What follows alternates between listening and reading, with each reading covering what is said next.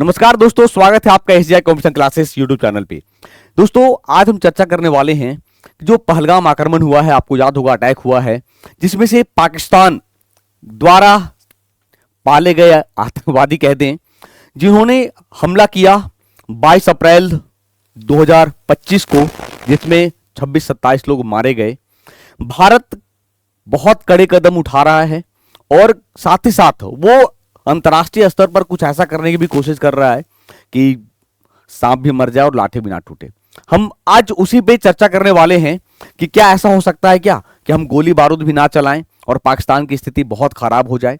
आपको याद होगा कुछ समय पहले ही कि पाकिस्तान पर पाबंदी लगाई गई थी एफएटीएफ के द्वारा, तो वो क्या है उसकी भी चर्चा करते हैं और भारत क्या ऐसा कदम उठाना चाह रहा है कि जिससे पाकिस्तान की आर्थिक स्थिति खराब हो जाएगी। तो आइए चर्चा करते हैं, देखते हैं कि पहलगाम का बदला लेने की भारत ने की ऐसी तैयारी, गोली चलाई बनाई, बर्बाद हो जाएगा पाकिस्तान। तो आइए देखते हैं, समझते हैं कि क्या।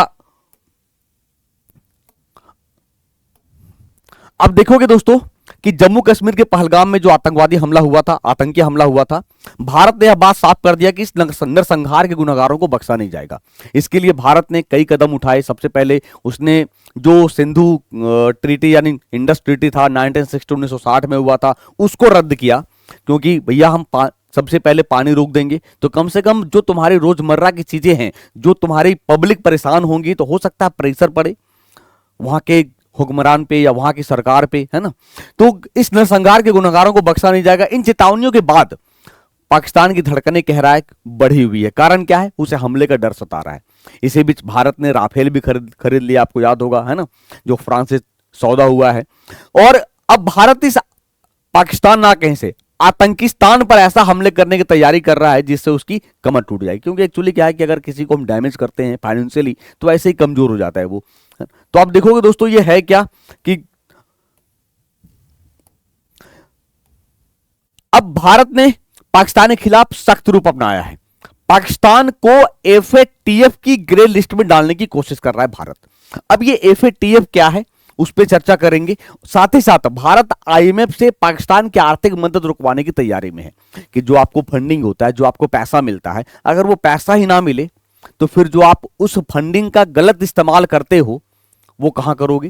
तो जम्मू कश्मीर के पहलगाम में 22 अप्रैल को हुए आतंकी हमले के बाद भारत ने पाकिस्तान के खिलाफ कड़ा रुख अपनाया। पहलगाम के बैसन घाटी में आपको याद होगा कि 27 पर्यटकों को मार दिया गया था, धर्म पूछकर मारा गया था। इस हमले के बाद मोदी जी ने साफ कह दिया कि अब बदला चुन चुन कर लिया जाएगा। अब देखोगे दोस्तों, सबसे पहले कि भारत क्या करना चाह रहा है, तो सबसे पहले पाकिस्तान को दोबारा ग्रे लिस्ट में शामिल करने की कोशिश कर रहा है और दूसरा, अंतर्राष्ट्रीय मुद्रा कोष की तरफ से पाकिस्तान को जो आर्थिक मदद दी जा रही है या दी जाती है उस पर पाबंदी लगवाना। तो अगर हम इंडियन एक्सप्रेस की रिपोर्ट को माने तो इन कहना है कि भारत अब दुनिया भर में टेरर फंडिंग और मनी लॉन्ड्रिंग, एफएटीएफ का काम यही है, वो देखता है। 1989 में उसकी स्थापना की गई थी।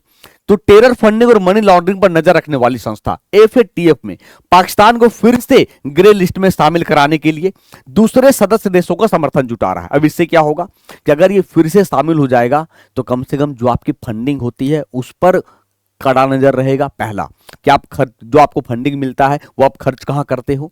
साथ ही साथ आईएमएफ से जो आप आर्थिक मदद मांगते हो वो भी बंद हो जाएगा। पाकिस्तान जून 2018 से जून 2022 तक एफएटीएफ की ग्रे लिस्ट में था, यानी ये पहले से ग्रे लिस्ट में रहा है। अब बता इसको क्या फर्क पड़ेगा, इतना बड़ा बेशरम कंट्री है ना, कह सकते हैं कि अब पहले भी लिस्ट में हो। इसका मतलब है कि पूरे दुनिया, पूरा वर्ल्ड जानता है तुम्हारी जो कारस्तानी क्या करते हो, है ना। तो जिससे उसके विदेशी निवेश और फंडिंग पर बड़ा असर पड़ा था, क्योंकि अब कोई विदेशी कंपनी जाएंगी नहीं तुम्हारे देश में, है ना। इसके बाद अब देखोगे कि भारत की दूसरी सबसे बड़ी योजना है कि आईएमएफ की तरफ से पाकिस्तान को जो $7 अरब की मदद दी जाती है या दी जा रही है उस पर आपत्ति जताना है। यह मदद जुलाई 2024 से शुरू हुई थी और 37 महीने तक चलेगी। इस योजना के तहत 6 समीक्षा बैठकें होती है जिनके आधार पर पाकिस्तान को अगली किस्त मिलनी है। भारत का आरोप है कि यह पैसे आतंकवाद और अवैध गतिविधियों में इस्तेमाल हो रहा है।